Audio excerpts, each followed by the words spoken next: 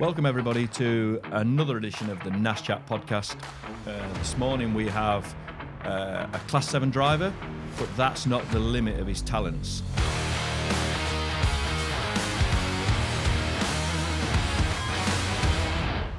This young man started racing at a very, very early age.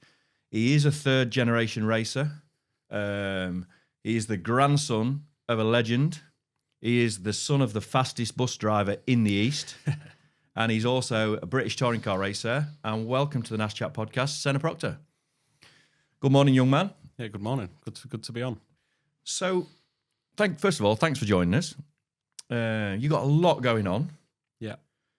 Where do we start with Senna Proctor? If you're a young man, obviously a third generation racer, racing grandparents. I mean, we could talk all day about Grandad, and I hope we do talk about him a little bit. Yeah, it'll come up, I'm sure. What's it like being a third generation racer when you realise, what was the point in your life when you realise that you've been named after the best racing driver ever? Pressure. Yeah. I didn't really have a choice. Racing was always going to be my thing. We had, the family heritage in motorsport, like you say. My granddad was a bit of a rallycrossing legend. My dad competed in British touring cars, all forms of circuits, rallycross himself. My granddad's grass tracked since the 70s, or Autograss race, should I say. My grandma's I'll won the just pull you nationals up on twice that. as well. Yeah, so obviously, I mean, I was massive. I've talked about this. I was actually talking about this just Friday night with some grassing friends. If you're from up here, it's still grassing. To me, it's grassing. Yeah. Autograss is down there. Yeah, that's it. And the league I'm from is the car grass track racing organisation. So it's grassing. Yeah. I had the massive privilege last year, an award I didn't know I was going to receive, and then it got presented by your granddad and your grandma, which for me was like, I was absolutely awestruck. I was one of them kids. Now, probably the thing granddad's most famous for is the only man in history to make a Capri look like it handled well, because no one else has ever achieved that. Yeah. Should we talk a little bit about, obviously, with the rallycrossing? I mean, he did it at all levels, didn't he? Yeah. Back in the Capris, and other stuff. Yeah. And again, even though he'd got, multiple championships, multiple wins and all that sort of stuff, he kept pure to his grassing roots. Yeah, he did. Yeah. He had the Capri with the GA in it and all that sort of stuff. He had the Sierra, which we actually still have in the shed now. I was going to ask if you had a Capri. Less engine in it. No, yeah. The Capri, once he'd finished with it, was I think only worthy for a scrapyard, but it probably should have been kept, and the Sierra probably should have been scrapped. I think is his political way of putting it. Yeah. He uses a bit more choice words than that about the Sierra, but he loved the Capri, and we still have the pictures up in the office of the crowds at Croft and everywhere that he went in it, and Liddon Hill, and we went down to Liddon Hill 2 years ago to do the Autograss exhibition down there, and he came down with me for the weekend as well with my dad, and it was quite special to be there with him, and you walking around and with me racing the British Touring Car Championship, and you see everyone walking over and they're walking straight past me and straight to him and going, oh my God, I can't believe it's Tony Proctor kind of thing. And he's every time you go to Croft or something like that, he's the main topic of conversation with people. And I think the night, obviously, Tony's a lovely fella anyway, or Procky, as everybody calls him. Yeah, that's it. But he always makes time for everyone. I've always thought that they're the drivers, the racers that endear me to them, the ones that will always make time for anyone, whether it be a young kid or a fan from the olden days or whatever. That I think that's important. And he's always done that. And again, the way Grandma and Grandad accommodated me over that little award they gave me, it was at the Scarborough dinner and dance, it absolutely meant the world. It's got pride of place, and I don't have trophies in the house. Like over the years, they've ended up in a potato box in a lorry body. Yeah. And I've pretty much got 2 awards in the house. One was a special one that I was presented with from a fastest man on grass thing. I was the only driver to win the fastest junior and the fastest man. Yeah. So I kept that one. and then obviously the one your granddad presented to me, which that again, that'll stay in the house as well. But obviously, all them years ago, the family heritage, started. As you say, Grandma was pretty useful. Yeah. She, I think she claims she only won nationals once, but the record book says twice, and It definitely says twice. I suppose that's her knowledge on racing. She kind of jumped in and drove. She Probably just thought it was a club meeting. Yeah. She exactly that. They were just driving around the country, as racing families do, having the time of their life, and she was just jumping in and driving. And I think they drove. I can't remember if the Class 6 was. I think it was the Bose Mini, or was that? I don't know if that was a Class 1 or Class 6. I know there was a couple, and they had the Bose Mini, and it was a nice special time for them with being involved with Autograss, and we were never really going to stay away from it for long. So I kind of got everyone back into it. He kind of had retired many times. He'd never said the word retired, but he'd stopped many times. Yeah. Whereas my dad's retired a few more times and returned a few more times. Your dad's retired as many times as me. Yeah, he actually he says the word, whereas my granddad says I'm taking a break, or I'm just not racing this year. So just based on that, doing my little bit of homework, he's currently taking a break because he doesn't have a license currently, but he was racing actively up until recently. Last time I spoke to him, which would have been a year or so ago, he was still talking about racing. Yeah. He was, to my knowledge, I don't believe he was the oldest license holder. Probably not an accolade he wants me to discuss.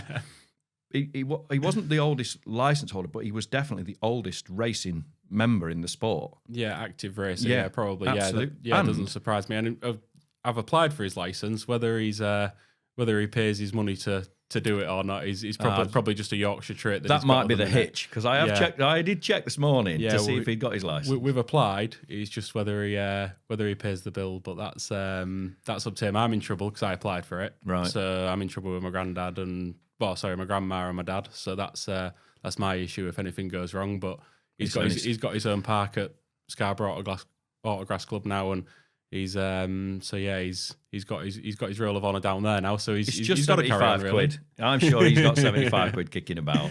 Yeah, I'm sure he does. And we've got to be honest, we've got some pretty cool stuff coming up. Like a little, I know you came to visit us at the Race Retro show when we were down there the other week. And you'll remember we had the little like late 50s, early 60s, what would essentially today be maybe an F600 really, but it was a Class 8 or maybe even a Class 6A back in the day, depending on, what part of the country you was in. The guy that owns that wasn't the guy that raced it in the day, but he bought it and raced it, and his wife raced it. He's in his 80s. No, I've done him an injustice. He's 78. And he's absolutely mad giddy to have a go in a modern car. Yeah. And I was like, they are pretty quick. Anyway, we starts talking about this little old vintage car. And I'll be honest with you, mate, if I could own it, I'd go pick it up today. I've absolutely fell in love with it. It's got a A65 650 Norton in it. It came out of a race sidecar outfit. So it had some race heritage before it got planted in the back of this bedstead, as they were called in them days. Yeah. And I don't know if you remember from seeing it, but it's got the bed knobs on. So there was jalopy racing, there were bedstead racing. Up here, they were grassing. West Midland and MAP was always autograss. But down into like Gloucestershire and beyond, bedstead and jalopy. Yeah. The bedstead, they had to have the bed knobs. I did wonder what they were when I saw them. Yeah, so that's exactly what they were. Yeah, they were off the old corner of the bed, and that's why they were on the front, because it was a bedstead. Yeah. The suspension looked very similar. Looked like it'd probably come out the bottom of the bed, out the mattress or whatever. Yeah, it was. It had resemblance of that for sure. So it had a full eye setter front end on it, and then it had mini uprights on the back, turned upside down with mini bottom arms, top and bottom to make it double wishbone, and it didn't have enough damping, so they screwed another shocker on the side to make it have a bit more damping. But the cool thing is, the guy that owns it now, me and him have made a little plan. We're just looking for a venue now, which I think I've ironed out. Yeah. He's going to have a day in a modern F600. Yeah. And I'm having a day in that. Excellent. Yeah. And so we're going to... He wanted to match race me, but I'm not actually up for that, looking at because it's got dumper tyres on it and stuff. Yeah, definitely dumper tyres. But obviously, the heritage of Autograss, it goes back, and it interests me more now, actually, probably than the modern day stuff. I fell in love with the history of the sport. Yeah. I've always been a bit of a geek for the statistics. I never quote statistics as, we've got guys in our sport, Russ Thompson, notably. Russ tells you statistics from before he was born, and he tells you like he was there. Yeah. You know what I mean? Like Russ, he knows the stats inside out. Another lad, Adam Jones from down in Wales or whichever club he's joining this week. Little Jonesy, honestly, Phil Rogers. Yeah. There's an edit coming here, Pete. Billy Bullshit. Phil the same. He knows every statistic.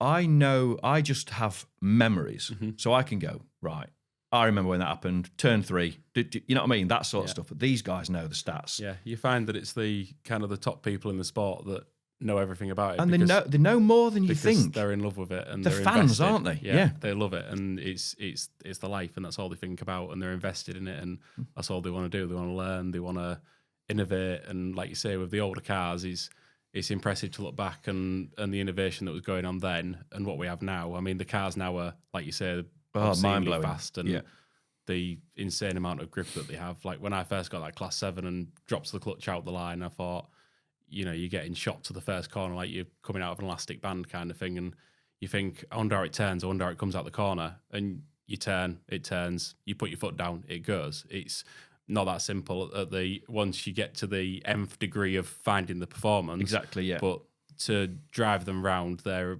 insanely fast at a moderate speed, let's say.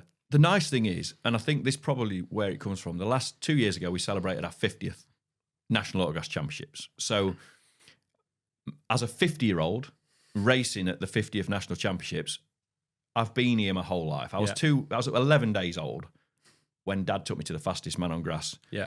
Which, I've said this many times before, ironically, it was won by a woman, and that disgusted me as a boy. How can a woman be the fastest man on grass?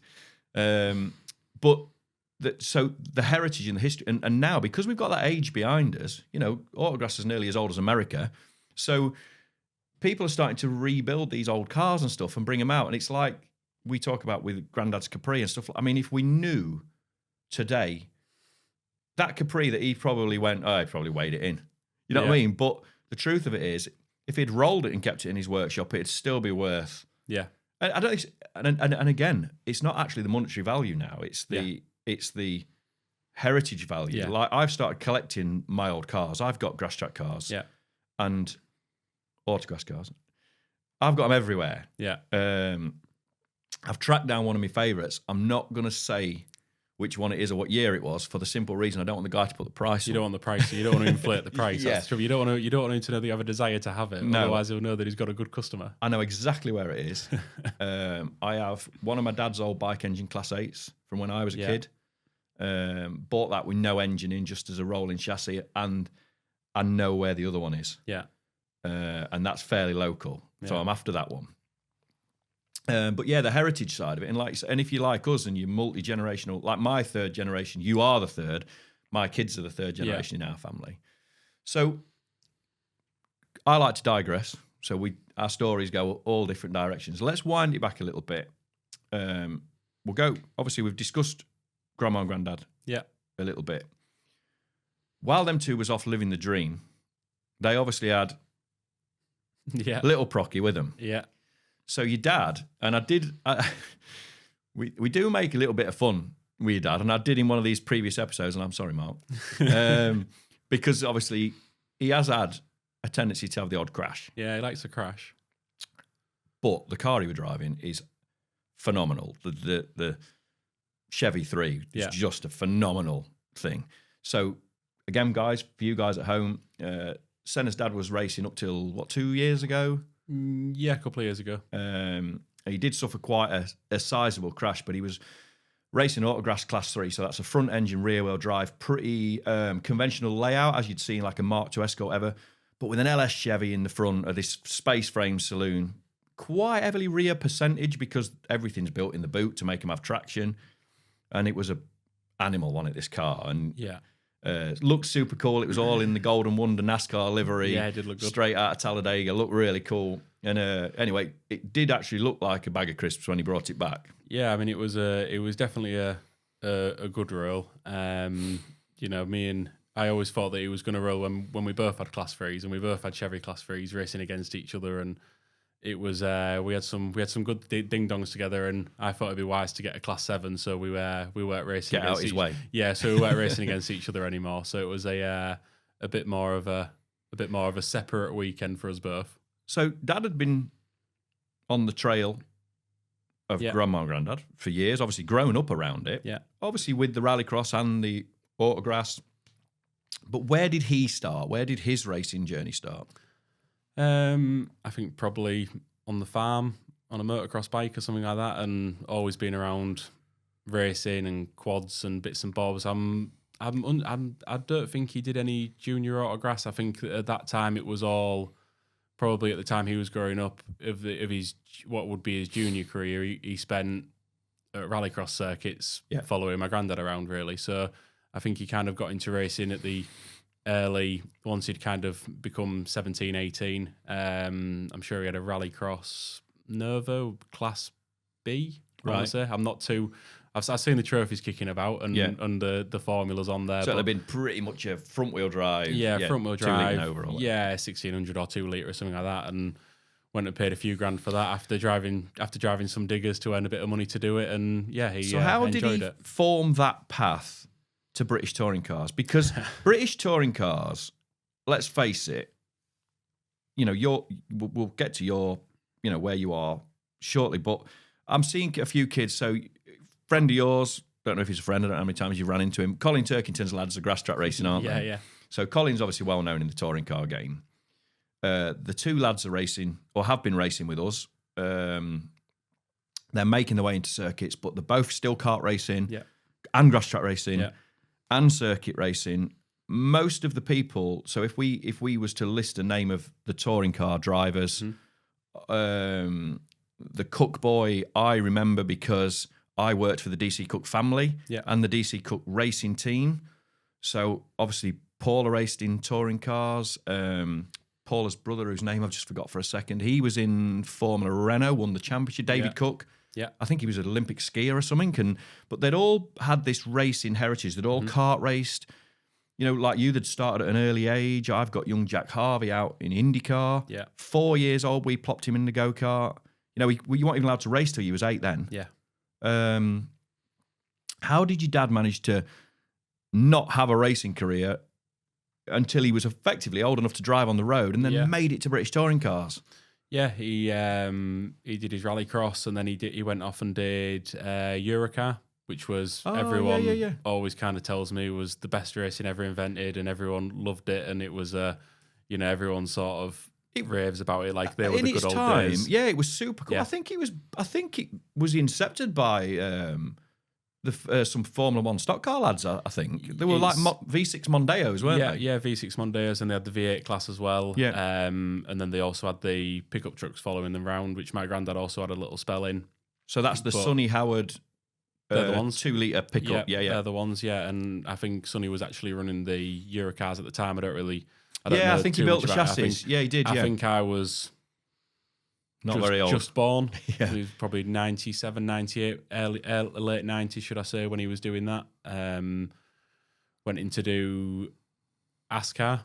Yeah. At Rockingham, which was similar. Yeah, but on the big oval. On the ovals are we probably struggled with that in the UK because the circuit racing, or we don't have enough ovals probably in the UK, so we probably needed to bounce around a few circuits, which was until it took off at Rockingham.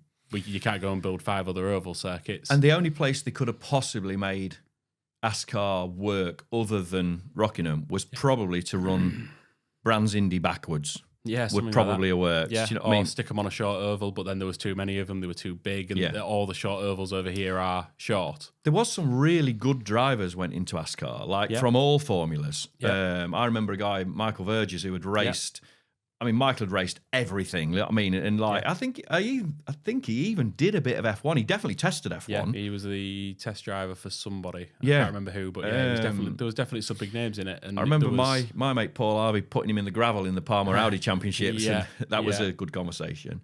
But then you've got lads like Ben Collins, who was the Stig. Yeah, he raced in there. Yeah. Rob Speake, 7-8 times Speaky, was in it, stock car champion, world champion in Formula 1 and Formula 2. Rob was in there. Yeah. There were some real big names in that NASCAR job. Yeah. Colin White was doing it, and he seemed to be pretty successful in it as well. And, you know, the kind of names that have come through that. And originally my dad didn't want to do it. He was well invested in the Eurocars, and he kind of had a sponsor that wanted to go do the NASCAR. So he kind of went, I wouldn't say begrudgingly, but kind of said, yeah, okay, if that's what you want to do, we'll go do it. And then loved his time there and enjoyed it and was successful enough. And then I think two years of that he did, and then I think it was straight into the British Touring Cars. So he did 2 years of that, of the British Touring Cars. And so what year was he in British Touring Cars? Do you remember? 2005, 2006 he competed. So because it's just come up, someone said to me the other day that it's 20 years ago since he did it. So it was quite a that's pretty cool, isn't it? Quite a time ago. Yeah, I was actually speaking to someone yesterday about it, Brands Hatch. So it's a funny thing of coming full circle and me competing. I think I was 11 years after he did it. So Brands Hatch must be a favourite for you because it's one of the two tracks you've won at. Yeah. So you won at Brands and Alton. Alton, yeah. Yeah. So when, just go back to Dad, I'm just digressing because I like me. Yeah. I like my geekiness. What car was your dad driving when your dad was in the British Touring Cars? So his famous story is that he signed up for the Autosport magazine. Right. And saw Rob Collard's old Vauxhall Astra BTCC car in there and bought it. My granddad was away on a cruise at the time on holiday, and so he didn't know. So he got back. My dad said to him, I've bought a touring car. And he said, well, how have you done that? And he said, I sold the race transporter. And my granddad went, how are you getting the car there? And he went, well, I haven't thought of that yet, but I've bought a touring car. Yeah. You know, and that's the... That was transit tipper. Yeah, exactly. Yeah, so they had a Sprinter van and I think a 7.5 ton wagon and with a trailer on, and threw the tyres in and off they went and enjoyed it. And I think the first year for them was a let's see how it goes kind of year. Well, it was a transition period. That's kind of what I was going to. There was a transition period, obviously for them, but a transition period in British touring cars from the Toka days and. Spec was a little bit. They would still be normally aspirated then. Yeah, they'd be normally aspirated. I think they were called the S2000. I think they were the S2000 era, so they were 2 litre. Yeah, and didn't they still run? I might be wrong about this. Didn't they still run like the main class and then a second class on the back of touring cars back then? So that was a couple of years before that. Right. So I think because it was the grids were lower a couple of years previous, they had the production class, which will have been the Peugeot 106s or whatever they were at the time, and then he was in it when there was kind of the 05, 06 when the kind of all the manufacturers had kind of left, and it was a bit more. I won't say there was more of them that were turning up and race, but there was 4 or 5 independent guys that were there. And apart from you effectively, I don't like the term, but in that I think it's okay to use it in this, in the superstars in there, which some of them are probably still there. Yeah. You know, apart from them guys, like you say, there was a lot of guys. Now, one of my favourite sort of privateer entries over the years, I'm going right back to the 90s, and he turned out to be a commentator, Charlie Cox. Yeah. Charlie Cox was a privateer that could really turn it on. He could come from 20th in the day. Obviously, I think he's more famous for his massive crash. I think it was at Croft. When he left the venue, I think he went through the spectator area and out through the car park. But obviously... That must have been. It must have been. British touring cars was a massive. Obviously, the 90s was amazing. Yeah. You know, if we start to, you know, Ricard Rydell, Tarquini. Yeah. I was going to say Simone, but there was the Alan Menu. Yeah. The Simone thing always makes me laugh because I was an Alfa Romeo fan, and I actually had an Alfa Romeo 155 Silverstone as a road car. Yeah. And I always remember that Tarquini could win on command, and Simone could crash on demand. Do you know what I mean? There was like, they were opposite, and like this car, like there were two different. But the 90s, the Toka through the 90s with, you know, all them names, Cleland and all that. It was amazing. I think it was probably the best. I'd go further than say it was the best domestic championship. I think it was one of the best race car championships in the world. Yeah. And the World Touring Car Championships was born from Toka. Yes, yeah, absolutely, yeah. But I think the trouble is with the Super Tour era, the 90s era, was the budgets, and the budgets got out of control, and it became a money spending competition, I suppose. And but the manufacturers were willing to do that because there was 9 manufacturers in there, none of them wanted to lose. And Audi changed the game. Yeah, because the Volvo was crazy cool. Like I remember being at Donington with a race team.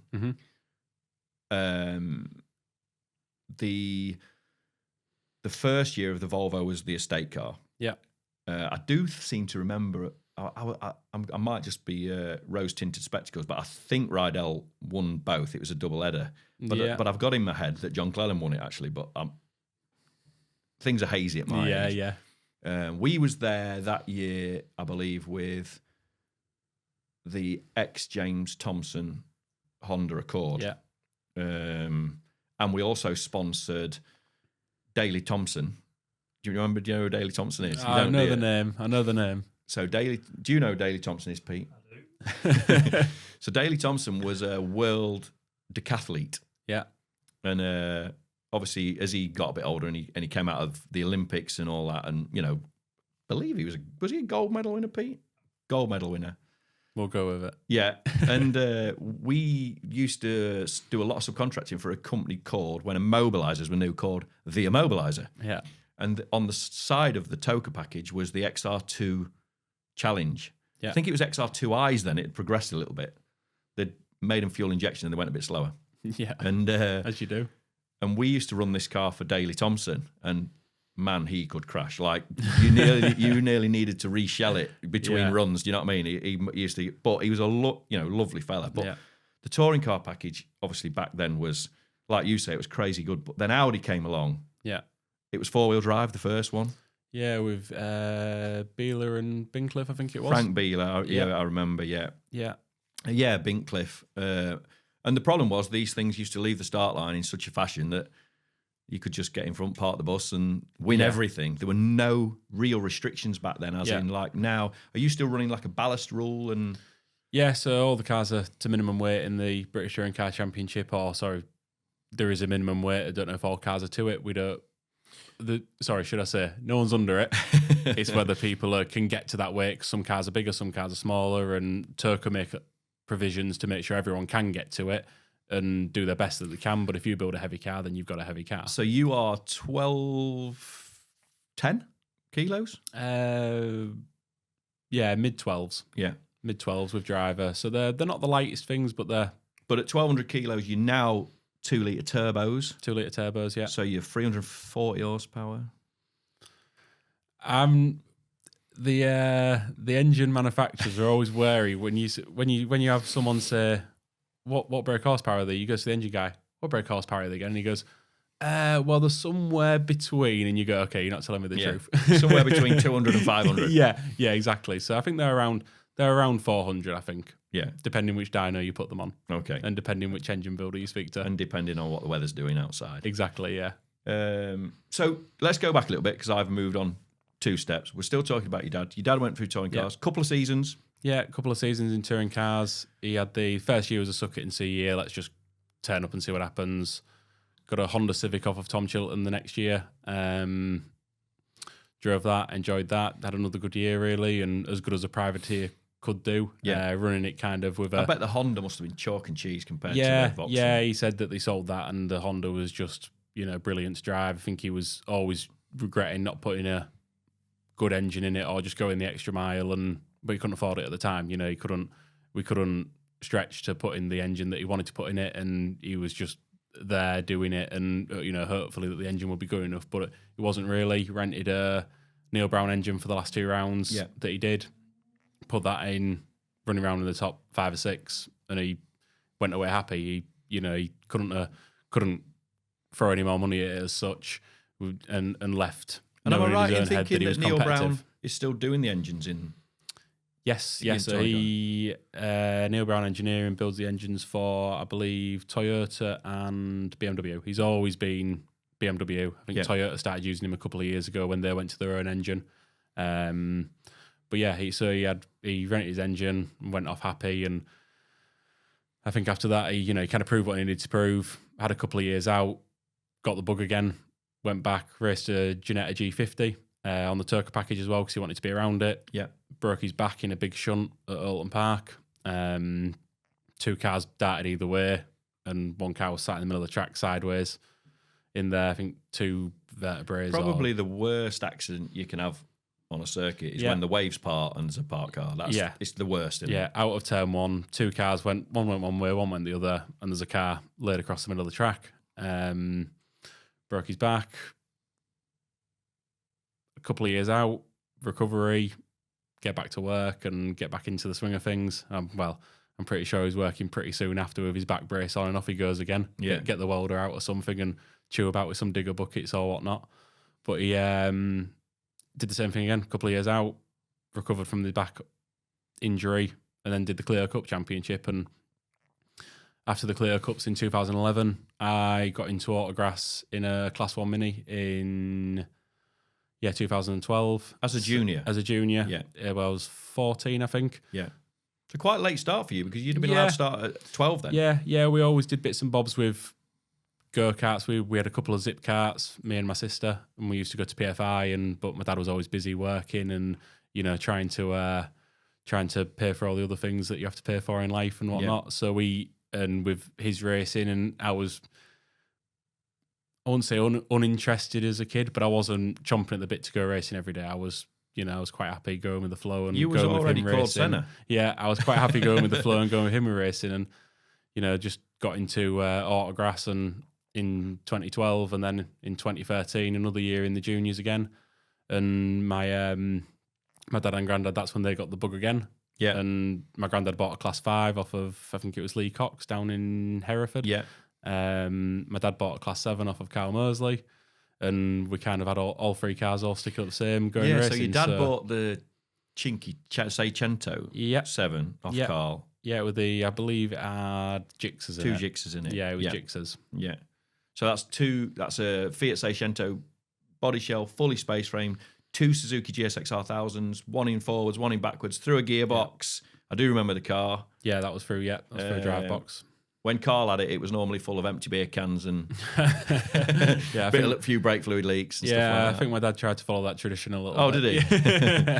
But yeah, it was a good car. It was fine. Same with my granddad. He bought one off Lee Cox, and it was a great car. And, I was the fault of getting everyone back into racing again. But we were all doing it 3 generations again. And, we did the same a few years ago when I jumped back in the Class 7. And we always talk about on here, and I almost bore people with it to the point where it's not a cliche to say that National Autograss is a family sport. Yeah. It genuinely is, and that right there is a prover. Yeah. You just say, all right, we're doing this, and all of a sudden, Granddad and Dad go, yeah, go on, then we'll go do it. Yeah. And like you say, your dad certainly liked the what's the right way? He liked the social.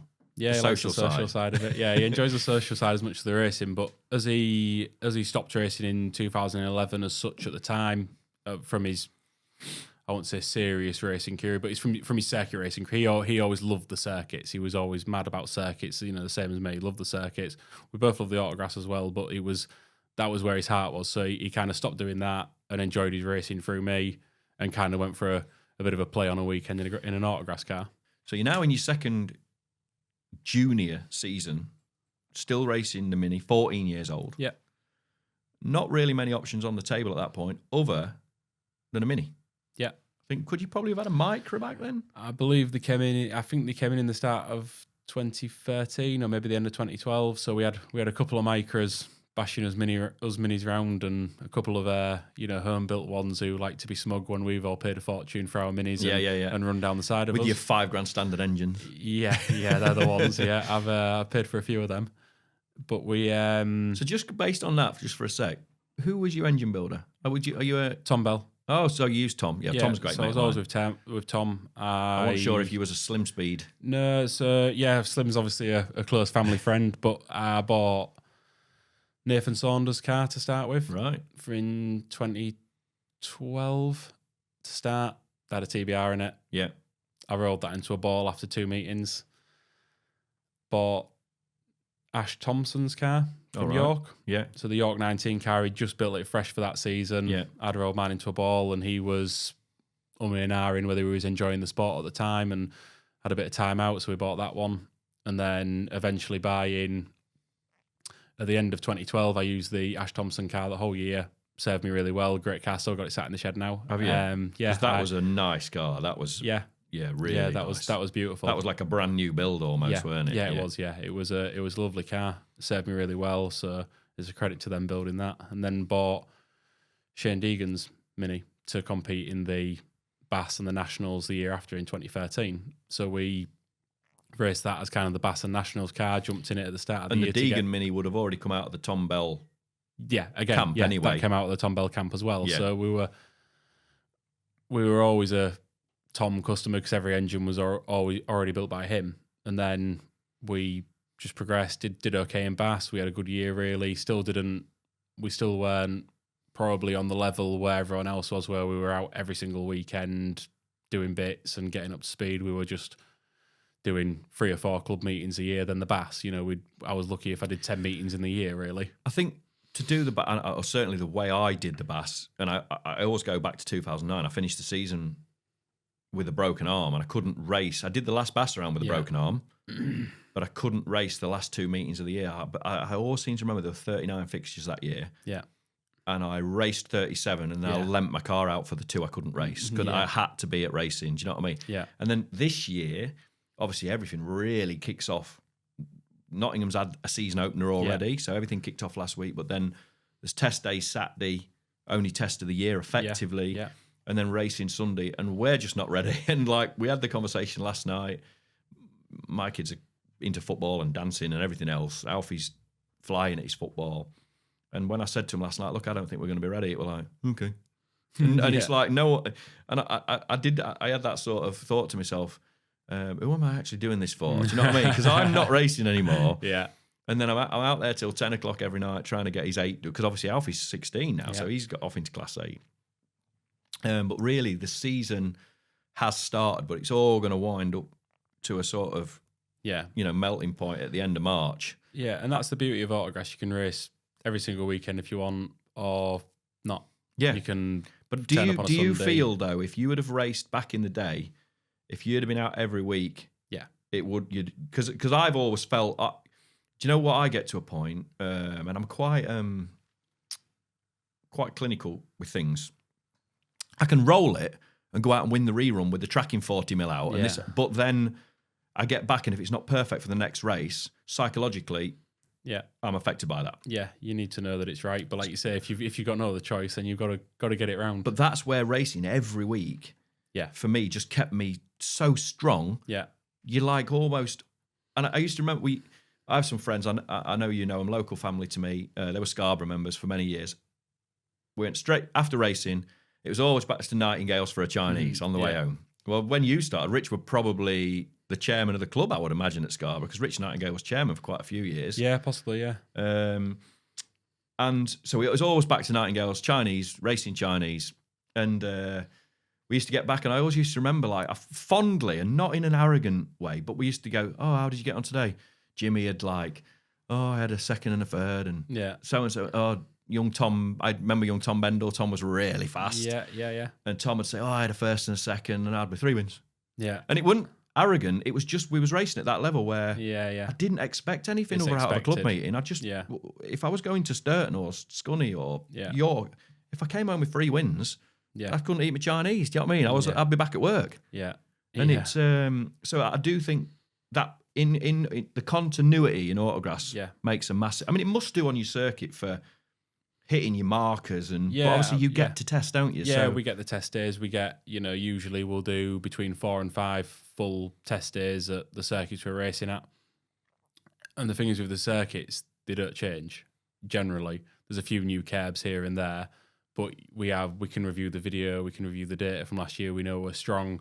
We know if we're braking a few metres early into turn 1 or a few metres late in another corner that's compromising the entry or the exit. And you'll have telemetry. And we have all the data to look through, all the onboards to look through, and there's a lot of studying. But for for general, because people kind of say, well, what do you do for your winter when you're doing that? And because you don't have a car to prep, because the team are running the car and all the bits and bobs like that, and you're just working away at the data on the simulator. I was just going to say, are you a sim? Speed. Are you a sim guy? I like the sim, yeah. Love the sim. I don't like to get too crazy into it with the, I'm going to do a tweak of a setup here and I'm going to do a tweak of a setup there. I like to go around, get the muscle memory going, do some fun races as well, keep it fun, keep it light. And I always say, as long as you're racing something, you're racing. Yeah. So you're keeping the competitive flow the whole time. My career's gone to such a point that I can't get through level 2 on Sega Rally anymore.